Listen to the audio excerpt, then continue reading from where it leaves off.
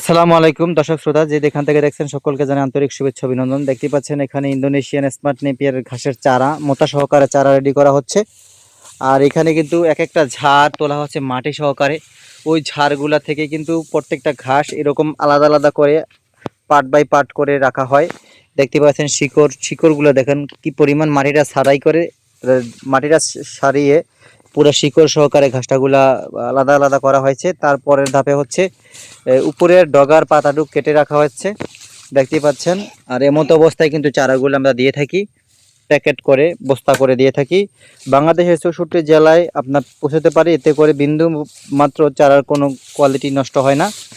আর যেই খামারি ভাইরা 100% নিশ্চিত করতে চান কাঁচা ঘাসের যোগান, প্রত্যেকটা ঘাস থেকে আপনি ফলন চান, তাহলে এরকম চারা রোপণ করবেন, নির্ভয়ে করতে পারেন। একবার রোপণ করলেই কিন্তু অনায়াসে দীর্ঘদিনের জন্য ফলন নিশ্চিত করতে পারবেন। আপনারা জানেন এই হাইব্রিড ঘাসগুলো শুধুমাত্র একবার চাষ করতে হয়। প্রায় 7-8 বছর পর্যন্ত আপনি ওই ঘাসের জাত থেকে বারবার ফলন পাবেন, যতবার কাটবেন ততবারই কিন্তু আবার পুনরায় ফলন আরও ভারে দিন দিন।